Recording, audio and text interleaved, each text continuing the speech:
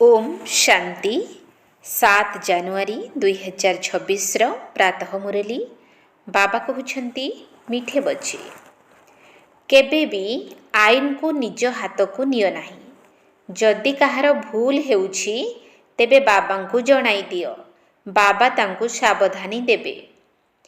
केबे भी आईन को निज हाथ को नियो नाही। जदि कहार भूल हेउछि तेबे बाबा को जणाई दियो, बाबा तांको सावधानी देबे।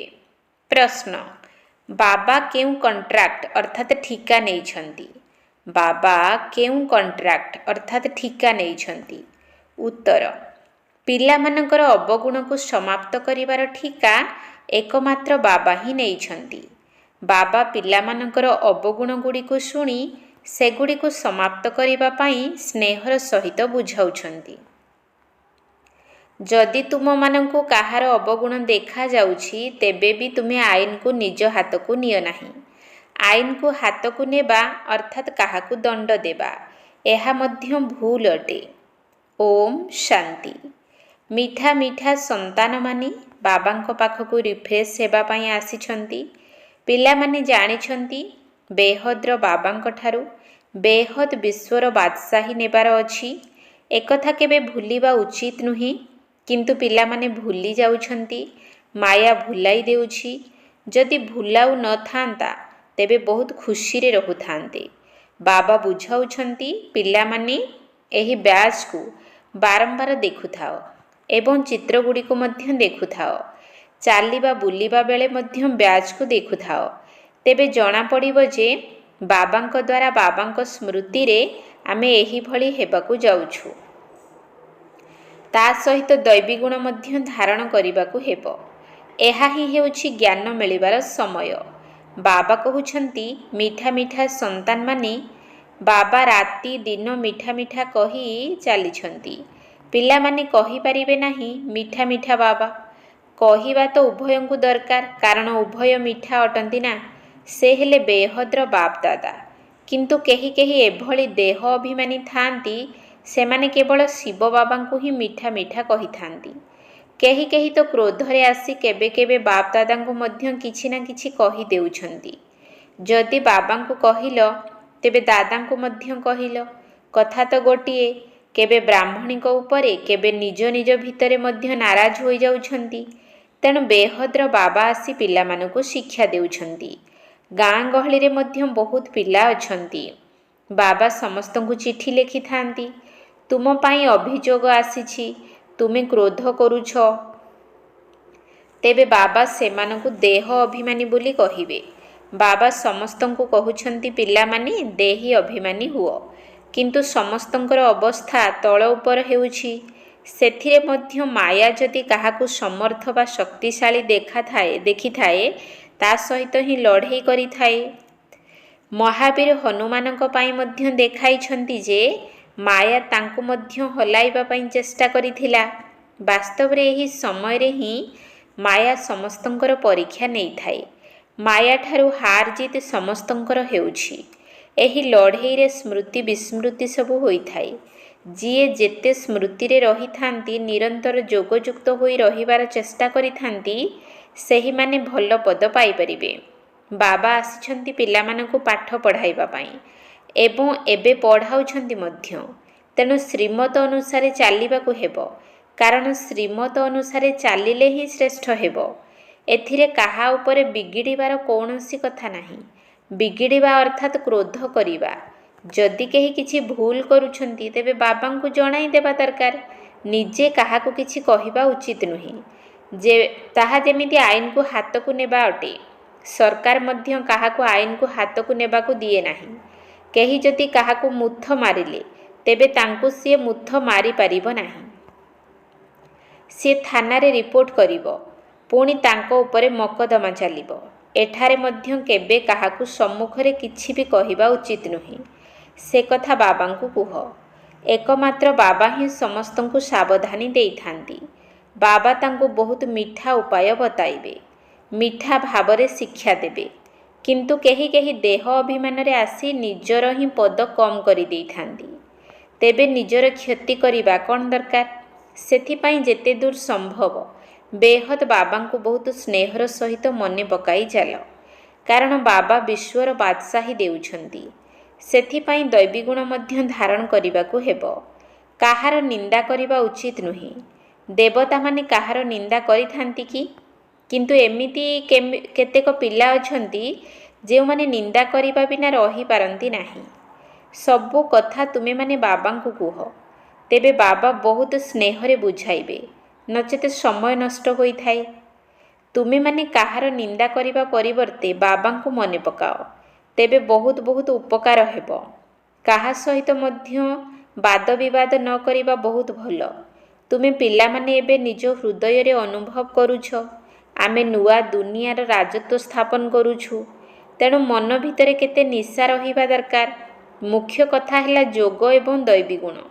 ପିଲାମାନେ ତ ସୃଷ୍ଟିଚକ୍ରକୁ ମନେ ପକାଉଛନ୍ତି, ତାହା ତ ସହଜରେ ମନେ ପଡ଼ିବ। ଏହା 84 ଜନ୍ମର ଚକ୍ର ଅଟେ ନା। ତୁମକୁ ସୃଷ୍ଟିର ଆଦି ମଧ୍ୟ ଅନ୍ତର ସମୟ ସୀମାର ଜ୍ଞାନ ଜଣାଅଛି। ତେଣୁ ଅନ୍ୟମାନଙ୍କୁ ମଧ୍ୟ ବହୁତ ସ୍ନେହର ସହିତ ପରିଚୟ ଦେବା ଦରକାର। ବେହଦ୍ର ବାବା ଆମକୁ ବିଶ୍ୱର ମାଲିକ କରୁଛନ୍ତି, ରାଜଯୋଗର ଶିକ୍ଷା ଦେଉଛନ୍ତି। ବିନାଶ ମଧ୍ୟ ସମ୍ମୁଖରେ ଉପସ୍ଥିତ। ଏହା ସଙ୍ଗମ ଯୁଗ ଅଟେ, ଯେତେବେଳେ କି ନୂଆ ଦୁନିଆର ସ୍ଥାପନା ଏବଂ ପୁରୁଣା ଦୁନିଆର ବିନାଶ ହେଉଛି। ସେଥିପାଇଁ ବାବା ପିଲାମାନଙ୍କୁ ସାବଧାନ କରି ଚାଲିଛନ୍ତି, ସିମର ସିମର ସୁଖ ପାଉ, କଲହ କ୍ଲେଶ ମିଟେ ସବ ତନକେ। ଅର୍ଥାତ୍ ବାବାଙ୍କୁ ମନେ ପକାଇଲେ ସବୁ କଷ୍ଟ ଦୂର ହୋଇଯିବ। ଅଧାକଳ୍ପ ପାଇଁ ସବୁ କଷ୍ଟ ସମାପ୍ତ ହୋଇଯିବ। ବାବା ସୁଖଧାମର ସ୍ଥାପନା କରୁଛନ୍ତି। ମାୟା ରାବଣ ପୁଣି ଦୁଃଖଧାମ ସ୍ଥାପନ କରୁଛି। ଏକଥା ମଧ୍ୟ ତୁମେମାନେ ପୁରୁଷାର୍ଥର କ୍ରମ ଅନୁସାରେ ଜାଣିଛ। ବାବାଙ୍କର ପିଲାମାନଙ୍କ ପ୍ରତି ଆରମ୍ଭରୁ କେତେ ସ୍ନେହ ରହିଛି। ବାବାଙ୍କୁ ଜଣାଅଛି ଯେଉଁ ପିଲାମାନେ କାମ ଅଗ୍ନିରେ ବସି କଳା ଅର୍ଥାତ୍ ବିକାରୀ ହୋଇଯାଇଛନ୍ତି, ସେମାନଙ୍କୁ ମୁଁ ଗୋରା ଅର୍ଥାତ୍ ପବିତ୍ର କରୁଛି। ବାବା ତ ଜ୍ଞାନର ଭଣ୍ଡାର। ପିଲାମାନେ ଧୀରେ ଧୀରେ ସେହି ଜ୍ଞାନକୁ ଗ୍ରହଣ କରୁଛନ୍ତି। କିନ୍ତୁ ମାୟା ସମସ୍ତଙ୍କୁ ଭୁଲାଇ ଦେଉଛି, ଖୁସି ଆସିବାକୁ ଦେଉନାହିଁ। ବାସ୍ତବରେ ପିଲାମାନଙ୍କର ଦିନକୁ ଦିନ ଖୁସିର ପାରଦ ଚଢ଼ି ରହିବା ଦରକାର। ସତ୍ୟଯୁଗରେ ସମସ୍ତଙ୍କର ପାରଦ ଚଢ଼ି ରହିଥିଲା। ଏବେ ପୁଣି ଯୋଗର ଯାତ୍ରା ଦ୍ୱାରା ଖୁସିର ପାରଦକୁ ଚଢ଼ାଇବାକୁ ହେବ। ତାହା ମଧ୍ୟ ଧୀରେ ଧୀରେ ଚଢ଼ିବ। ହାର ଜିତ୍ ହୋଇ ପୁଣି ପୁରୁଷାର୍ଥର କ୍ରମ ଅନୁସାରେ କଳ୍ପ ପୂର୍ବ ଭଳି ନିଜର ପଦ ପାଇଯିବ। ବାକି ସମୟ ତ ସେତିକି ଲାଗିବ ଯାହା କଳ୍ପ କଳ୍ପ ଲାଗି ଆସିଛି। ପାସ୍ ମଧ୍ୟ ସେହିମାନେ ହେବେ ଯେଉଁମାନେ କଳ୍ପ କଳ୍ପ ହୋଇଥିବେ। ବାପଦାଦା ସାକ୍ଷୀ ହୋଇ ପିଲାମାନଙ୍କର ଅବସ୍ଥାକୁ ଦେଖୁଛନ୍ତି ଏବଂ ଉପଦେଶ ଦେଇ ଚାଲିଛନ୍ତି। ବାହାର ସେଣ୍ଟରମାନଙ୍କରେ ରହୁଥିବା ପିଲାମାନେ ଏତେ ରିଫ୍ରେଶ୍ ରହିପାରୁନାହାନ୍ତି। ସେଣ୍ଟରକୁ ଆସି ପୁଣି ବାହାର ବାତାବରଣର ପ୍ରଭାବରେ ଆସିଯାଉଛନ୍ତି। ସେଥିପାଇଁ ଏଠାକୁ ପିଲାମାନେ ରିଫ୍ରେଶ୍ ହେବା ପାଇଁ ଆସୁଛନ୍ତି। ବାବା ମଧ୍ୟ ଲେଖୁଛନ୍ତି, ପରିବାର ସହିତ ସମସ୍ତଙ୍କୁ ମୋର ସ୍ନେହଭରା ସ୍ମୃତି ଦେବ। ସେମାନେ ହେଲେ ଦେହଧାରୀ ପିତା, ଇଏ ହେଲେ ବେହଦ୍ର ପିତା। ବାବା ଏବଂ ଦାଦା ଦୁହିଁଙ୍କର ବହୁତ ସ୍ନେହ ରହିଛି। କାହିଁକି ନା କଳ୍ପ କଳ୍ପ ବହୁତ ସ୍ନେହଯୁକ୍ତ ସେବା କରୁଛନ୍ତି ଏବଂ ବହୁତ ସ୍ନେହରେ କରୁଛନ୍ତି। ମନ ଭିତରେ ଦୟା ଆସୁଛି। ଯଦି କେହି ପାଠ ପଢ଼ୁନାହାନ୍ତି ବା ଚଳଣିକୁ ଭଲ କରୁନାହାନ୍ତି, ଶ୍ରୀମତରେ ଚାଲୁନାହାନ୍ତି, ସିଏ କମ୍ ପଦ ପାଇବେ। ବାବା ମଧ୍ୟ କ'ଣ କରିପାରିବେ? ସେଠାରେ ଏବଂ ଏଠାରେ ରହିବା ଭିତରେ ବହୁତ ଫରକ ରହିଛି। କିନ୍ତୁ ସମସ୍ତେ ତ ଏଠାରେ ରହିପାରିବେ ନାହିଁ। ପିଲାମାନଙ୍କର ସଂଖ୍ୟା ବୃଦ୍ଧି ହୋଇ ଚାଲିଛି। ସବୁ ପ୍ରକାରର ବ୍ୟବସ୍ଥା ମଧ୍ୟ ସେମାନଙ୍କ ପାଇଁ ହୋଇ ଚାଲିଛି। ଏକଥା ମଧ୍ୟ ବାବା ବୁଝାଇଛନ୍ତି।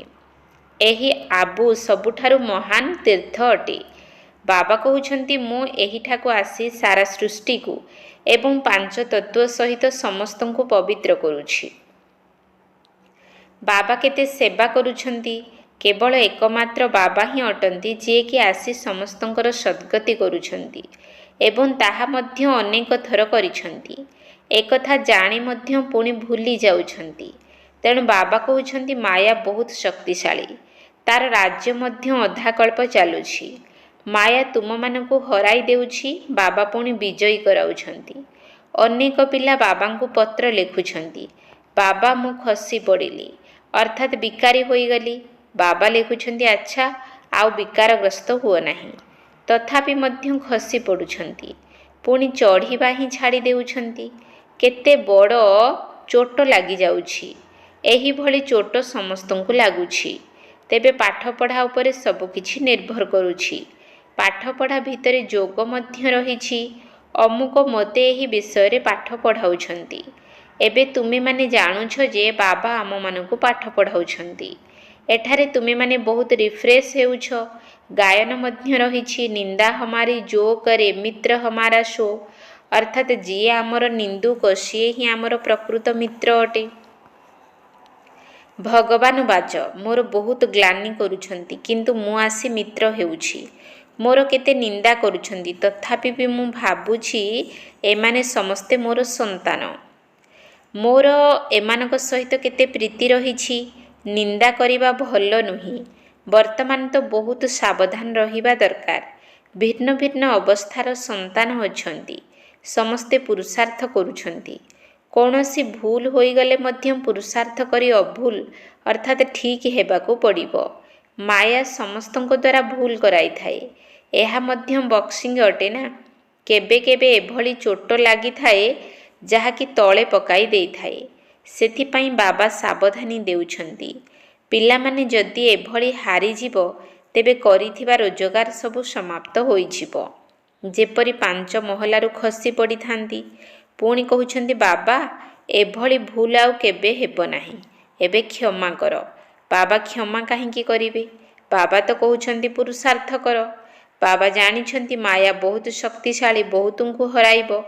ତେବେ ଟିଚରଙ୍କର କର୍ତ୍ତବ୍ୟ ହେଲା ଭୁଲ ଉପରେ ଶିକ୍ଷା ଦେଇ ଅଭୁଲ କରାଇବା। ଏମିତି ନୁହେଁ କି କିଏ ଯଦି ଭୁଲ କରିଦେଲା ତେବେ ତାଙ୍କର ସେହି ଭୁଲ ସବୁବେଳେ ହେଉଥିବ। ନା, ଭଲ ଗୁଣର ଗାୟନ କରାଯାଇଥାଏ, ଭୁଲର ଗାୟନ କରାଯାଏ ନାହିଁ। ଅବିନାଶୀ ବୈଦ୍ୟ ତ ଏକମାତ୍ର ବାବା ହିଁ ଅଟନ୍ତି। ସେ ଚିକିତ୍ସା କରିଦେବେ। ତୁମେ ପିଲାମାନେ ଆଇନକୁ କାହିଁକି ନିଜ ହାତକୁ ନେଉଛ? ଯେଉଁମାନଙ୍କ ଭିତରେ କ୍ରୋଧର ଅଂଶ ଥିବ ସେମାନେ ଗ୍ଲାନି ହିଁ କରି ଚାଲିବେ। ସୁଧାରିବାର କାମ ହେଲା ବାବାଙ୍କର, ତୁମର ନୁହେଁ। କାହା ଭିତରେ କ୍ରୋଧର ଭୂତ ଅଛି? ଯଦି କେହି କାହାର ନିନ୍ଦା କରୁଛନ୍ତି, ତେବେ ତାହା ହେଲା ଆଇନକୁ ନିଜ ହାତକୁ ନେବା। ଏହାଦ୍ୱାରା ସେ ସୁଧୁରିବେ ନାହିଁ, ଆହୁରି ମଧ୍ୟ ଅପଡ଼ ହୋଇଯିବ। ସମ୍ବନ୍ଧ ଖରାପ ହୋଇଯିବ। ସବୁ ପିଲାଙ୍କୁ ସୁଧାରିବା ପାଇଁ କେବଳ ଜଣେ ବାବା ଆସିଛନ୍ତି। ଆଇନକୁ ହାତକୁ ନେଇ କାହାର ନିନ୍ଦା କରିବା ଏବଂ ବହୁତ ବଡ଼ ଭୁଲ। କିଛି ନା କିଛି ଅବଗୁଣ ତ ସମସ୍ତଙ୍କ ଭିତରେ ଅଛି। ସବୁ ସମ୍ପୂର୍ଣ୍ଣ ତ ହୋଇନାହାନ୍ତି। କାହା ଭିତରେ କ'ଣ ଅବଗୁଣ ସବୁ ରହିଛି, ସେ ସବୁକୁ ବାହାର କରିବାର ଠିକା ବାବା ନେଇଛନ୍ତି। ଏହା ତୁମମାନଙ୍କର କାମ ନୁହେଁ। ଯଦି ପିଲାମାନଙ୍କର ଦୋଷ ଦୁର୍ବଳତା ବାବା ଶୁଣିଥାନ୍ତି, ତେବେ ତାକୁ ବାହାର କରିବା ପାଇଁ ତାଙ୍କୁ ବହୁତ ସ୍ନେହର ସହିତ ବୁଝାଇଥାନ୍ତି। ଏବେ ପର୍ଯ୍ୟନ୍ତ ସମ୍ପୂର୍ଣ୍ଣ କେହି ହୋଇନାହାନ୍ତି। ସମସ୍ତେ ଶ୍ରୀମତ ଅନୁସାରେ ନିଜକୁ ସୁଧାରୁଛନ୍ତି। ସମ୍ପୂର୍ଣ୍ଣ ତ ଶେଷ ସମୟରେ ହେବେ। ଏବେ ସମସ୍ତେ ପୁରୁଷାର୍ଥୀ ଅଟନ୍ତି। ବାବା ସର୍ବଦା ଅଟଳ ରହିଥାନ୍ତି ଏବଂ ପିଲାମାନଙ୍କୁ ସ୍ନେହର ସହିତ ଶିକ୍ଷା ଦେଇ ଚାଲିଛନ୍ତି। ଶିକ୍ଷା ଦେବା ବାବାଙ୍କର କାମ। ତେବେ ତା ଉପରେ ଚାଲିବା ନ ଚାଲିବା ତାହା ହେଲା ତାଙ୍କର ଭାଗ୍ୟ। ଏଭଳି କରିବା ଦ୍ୱାରା ପଦ କେତେ କମ୍ ହୋଇଯାଇଥାଏ। ଶ୍ରୀମତରେ ନ ଚାଲିବା, କିଛି ବି ଭୁଲ କରିଦେବା, ଏହାଦ୍ୱାରା ପଦଭ୍ରଷ୍ଟ ହୋଇଯାଇଥାଏ। ପୁଣି ମନ ଭିତରେ ଭିତରେ ଘାରି ହୋଇଥାଏ, ମୁଁ ଏହି ଭୁଲ କରିଛି, ତେଣୁ ମୋତେ ବହୁତ ମେହନତ କରିବାକୁ ପଡ଼ିବ। ଯଦି କାହାର କିଛି ଅବଗୁଣ ଅଛି, ତେବେ ତାହା ବାବାଙ୍କୁ ଶୁଣାଇବାକୁ ହେବ। ୟାକୁ ତାକୁ ଶୁଣାଇବା ଏହା ଦେହ ଅଭିମାନ ଅଟେ। କିନ୍ତୁ ବାବାଙ୍କୁ କେହି ସ୍ମରଣ କରୁନାହାନ୍ତି। ଅବ୍ୟଭିଚାରୀ ହେବା ଦରକାର ନା। କେବଳ ଜଣଙ୍କୁ ଅର୍ଥାତ୍ ବାବାଙ୍କୁ ଶୁଣାଇଲେ ସିଏ ତୁରନ୍ତ ସୁଧୁରିଯିବେ। ଏକମାତ୍ର ବାବା ହିଁ ସମସ୍ତଙ୍କୁ ସୁଧାରିଥାନ୍ତି। ବାକି ସେ ସମସ୍ତେ ହେଲେ ଅସଜଡ଼ା। କିନ୍ତୁ ମାୟା ଏମିତି ଯିଏକି ସମସ୍ତଙ୍କ ମୁହଁକୁ ବୁଲେଇ ଦେଇଥାଏ। ବାବା ନିଜ ଆଡ଼କୁ ମୁହଁ କରାଇଥାନ୍ତି। ମାୟା ପୁଣି ବୁଲେଇ ଦେଇ ନିଜ ଆଡ଼କୁ କରିଦେଇଥାଏ। ବାବା କେବଳ ଆସିଛନ୍ତି ପିଲାମାନଙ୍କୁ ସୁଧାରି ମନୁଷ୍ୟରୁ ଦେବତା କରିବା ପାଇଁ। ବାକି ଏଠି ସେଠି କାହାର ନାମ ବଦନାମ କରିବା ଏହା ବେନିୟମ କାର୍ଯ୍ୟ ଅଟେ। ତୁମେମାନେ ଶିବ ବାବାଙ୍କୁ ସ୍ମରଣ କର। ବିଚାର ମଧ୍ୟ ତାଙ୍କ ପାଖରେ ହୋଇଥାଏ ନା। କର୍ମର ଫଳ ମଧ୍ୟ ବାବା ହିଁ ଦେଇଥାନ୍ତି। ଯଦିଓ ଡ୍ରାମାରେ ନିର୍ଦ୍ଧାର୍ଯ୍ୟ ଅଛି, କିନ୍ତୁ କାହାର ନାମ ତ ନିଆଯିବ ନା। ବାବା ତ ପିଲାମାନଙ୍କୁ ସବୁ କଥା ବୁଝାଉଛନ୍ତି। ତୁମେମାନେ କେତେ ଭାଗ୍ୟଶାଳୀ। ତୁମ ପାଖକୁ କେତେ ଅତିଥି ଆସୁଛନ୍ତି। ଯାହାଙ୍କ ପାଖକୁ ବହୁତ ଅତିଥି ଆସିଥାନ୍ତି ସେ ବହୁତ ଖୁସି ହୋଇଥାନ୍ତି। ତେବେ ସେମାନେ ସନ୍ତାନ ମଧ୍ୟ ଅଟନ୍ତି ତ ଅତିଥି ମଧ୍ୟ ଅଟନ୍ତି। ଟିଚରଙ୍କର ବୁଦ୍ଧିରେ ତ ଏହି କଥା ରହିଥାଏ ଯେ ମୁଁ ପିଲାମାନଙ୍କୁ ଏମାନଙ୍କ ଭଳି ଅର୍ଥାତ୍ ଲକ୍ଷ୍ମୀନାରାୟଣଙ୍କ ଭଳି ସର୍ବଗୁଣ ସମ୍ପନ୍ନ କରିବି। ଡ୍ରାମାର ପ୍ଲାନ୍ ଅନୁସାରେ ବାବା ଏଠି ଠିକା ହିଁ ନେଇଛନ୍ତି। ପିଲାମାନଙ୍କୁ ମୁରଲୀ ମଧ୍ୟ କେବେ ମିସ୍ କରିବା ଉଚିତ ନୁହେଁ। ମୁରଲୀର ହିଁ ତ ଗାୟନ ରହିଛି ନା। ଗୋଟିଏ ବି ମୁରଲୀ ମିସ୍ କରିବା ଅର୍ଥ ସ୍କୁଲରେ ଅନୁପସ୍ଥିତ ହୋଇଯିବା। ଏହା ହେଉଛି ବେହଦ୍ ବାବାଙ୍କର ସ୍କୁଲ। ଏଠାରେ ତ ଗୋଟିଏ ଦିନ ମଧ୍ୟ ମିସ୍ କରିବା ଉଚିତ ନୁହେଁ। ବାବା ଏଠାକୁ ଆସି ପାଠ ପଢ଼ାଉଛନ୍ତି। ଦୁନିଆରେ କାହାକୁ ଏକଥା ଜଣା ନାହିଁ। ସ୍ୱର୍ଗର ସ୍ଥାପନା କିପରି ହେଉଛି ଏକଥା ମଧ୍ୟ କେହି ଜାଣିନାହାନ୍ତି। ତୁମେମାନେ ସବୁ କିଛି ଜାଣିଛ। ଏହା ଅସରନ୍ତି ରୋଜଗାର ଜମା କରିବାର ପାଠପଢ଼ା। ଏହାଦ୍ୱାରା ଜନ୍ମ ଜନ୍ମାନ୍ତର ପାଇଁ ମିଳିଯାଇଥାଏ। ବିନାଶର ସାରା ସମ୍ବନ୍ଧ ତୁମର ଏହି ପାଠପଢ଼ା ସହିତ ରହିଛି। ତୁମର ପାଠପଢ଼ା ଶେଷ ହେବ ଏବଂ ଲଢ଼େଇ ଆରମ୍ଭ ହେବ। ପାଠ ପଢ଼ି ପଢ଼ି ବାବାଙ୍କୁ ସ୍ମରଣ କରି କରି ଯେତେବେଳେ ପରୀକ୍ଷା ଶେଷ ହେବ ଏବଂ ପୂରା ନମ୍ବର ନେଇଯିବ ତେବେ ଯାଇ ଲଢ଼େଇ ଲାଗିବ। ତୁମର ପାଠପଢ଼ା ଶେଷ ହୋଇଗଲେ ଲଢ଼େଇ ଲାଗିଯିବ। ଏହା ନୂଆ ଦୁନିଆ ପାଇଁ ବିଲକୁଲ ନୂଆ ଜ୍ଞାନ ଅଟେ। ସେଥିପାଇଁ ବିଚରା ମନୁଷ୍ୟମାନେ ଦ୍ୱନ୍ଦ୍ୱରେ ପଡ଼ୁଛନ୍ତି। ଆଚ୍ଛା, ମିଠା ମିଠା ଶିକିଲ ଦିଏ ସନ୍ତାନମାନଙ୍କ ପ୍ରତି ମାତା ପିତା ବାପ ଦାଦାଙ୍କର ମଧୁର ସ୍ନେହ ସମ୍ପନ୍ନ ଶୁଭେଚ୍ଛା ଏବଂ ସୁପ୍ରଭାତ। ଆତ୍ମିକ ପିତାଙ୍କର ଆତ୍ମିକ ସନ୍ତାନମାନଙ୍କୁ ନମସ୍ତେ। ଆତ୍ମିକ ସନ୍ତାନମାନଙ୍କର ଆତ୍ମିକ ବାପ ଦାଦାଙ୍କୁ ନମସ୍ତେ ନମସ୍ତେ ନମସ୍ତେ। ସୁପ୍ରଭାତ। ଧାରଣା ପାଇଁ ମୁଖ୍ୟ ସାର। 1 ନମ୍ବର ପଏଣ୍ଟ, କାହାର ଅବଗୁଣକୁ ଦେଖି ତାର ନିନ୍ଦା କରିବାର ନାହିଁ। ଏଠି ସେଠି କାହାର ଅବଗୁଣକୁ ଶୁଣାଇବାର ନାହିଁ। ନିଜର ମିଠା ସ୍ୱଭାବକୁ ମଧ୍ୟ ଛାଡ଼ିବାର ନାହିଁ। କ୍ରୋଧରେ ଆସି କାହା ସହିତ ମୁହାଁମୁହିଁ ହେବାର ନାହିଁ। କାହାର ଅବଗୁଣକୁ ଦେଖି ତାର ନିନ୍ଦା କରିବାର ନାହିଁ। ଏଠି ସେଠି କାହାର ଅବଗୁଣକୁ ଶୁଣାଇବାର ନାହିଁ। ନିଜର ମିଠା ସ୍ୱଭାବକୁ ମଧ୍ୟ ଛାଡ଼ିବାର ନାହିଁ। କ୍ରୋଧରେ ଆସି କାହା ସହିତ ମୁହାଁମୁହିଁ ହେବାର ନାହିଁ। 2 ନମ୍ବର ପଏଣ୍ଟ, ସମସ୍ତଙ୍କୁ ସୁଧାରିଲା ବାଲା ଏକମାତ୍ର ବାବା ହିଁ ଅଟନ୍ତି। ସେଥିପାଇଁ ଏକମାତ୍ର ବାବାଙ୍କୁ ହିଁ ସବୁ କଥା ଶୁଣାଇବାର ଅଛି। ଅବ୍ୟଭିଚାରୀ ହେବାର ଅଛି। ମୁରଲୀ ଶୁଣିବା କେବେ ବି ବନ୍ଦ କରିବାର ନାହିଁ। ସମସ୍ତଙ୍କୁ ସୁଧାରିଲା ବାଲା ଏକମାତ୍ର ବାବା ହିଁ ଅଟନ୍ତି। ସେଥିପାଇଁ ଏକମାତ୍ର ବାବାଙ୍କୁ ହିଁ ସବୁ କଥା ଶୁଣାଇବାର ଅଛି। ଅବ୍ୟଭିଚାରୀ ହେବାର ଅଛି। ମୁରଲୀ ଶୁଣିବା କେବେ ବି ବନ୍ଦ କରିବାର ନାହିଁ। ବରଦାନ, ସର୍ବଦା ସାଥୀ ପଣିଆର ସ୍ମୃତି ଏବଂ ସାକ୍ଷୀ ସ୍ଥିତିର ଅନୁଭବ କରୁଥିବା ଶିବମୟୀ ଶକ୍ତି ସ୍ୱରୂପ ଯୁଗଳ ମୂରତ ହୁଅ। ସର୍ବଦା ସାଥୀ ପଣିଆର ସ୍ମୃତି ଏବଂ ସାକ୍ଷୀ ସ୍ଥିତିର ଅନୁଭବ କରୁଥିବା ଶିବମୟୀ ଶକ୍ତି ସ୍ୱରୂପ ଯୁଗଳ ମୂରତ ହୁଅ। ଯେପରି ଆତ୍ମା ଏବଂ ଶରୀର ଉଭୟ ଏକାଠି ରହିଛନ୍ତି।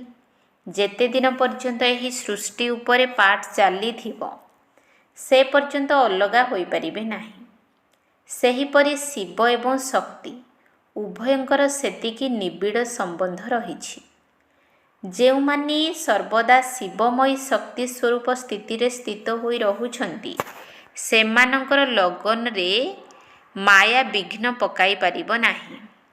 ସେମାନେ ସର୍ବଦା ସାଥୀ ପଣିଆର ଏବଂ ସାକ୍ଷୀ ସ୍ଥିତିର ଅନୁଭବ କରିଥାନ୍ତି। ଏଭଳି ଅନୁଭବ କରିଥାନ୍ତି ଯେପରିକି କେହି ସାକାର ରୂପରେ ସାଥିରେ ଅଛନ୍ତି। ସ୍ଲୋଗାନ, ନିର୍ବିଘ୍ନ ଏବଂ ଏକରସ ସ୍ଥିତିର ଅନୁଭବ କରିବା ପାଇଁ ଏକାଗ୍ରତାର ଅଭ୍ୟାସ କର। ନିର୍ବିଘ୍ନ ଏବଂ ଏକରସ ସ୍ଥିତିର ଅନୁଭବ କରିବା ପାଇଁ ଏକାଗ୍ରତାର ଅଭ୍ୟାସ କର। ଅବ୍ୟକ୍ତ ଇସାରା, ଏହି ଅବ୍ୟକ୍ତି ମାସରେ ବନ୍ଧନମୁକ୍ତ ହୋଇ ଜୀବନମୁକ୍ତ ସ୍ଥିତିର ଅନୁଭବ କର।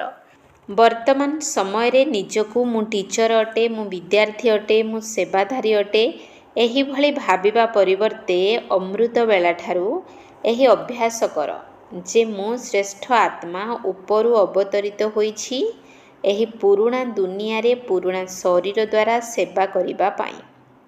ମୁଁ ଆତ୍ମା ଅଟେ, ଏହି ପାଠକୁ ଏବେ ଆହୁରି ପକ୍କା କରିଦିଅ।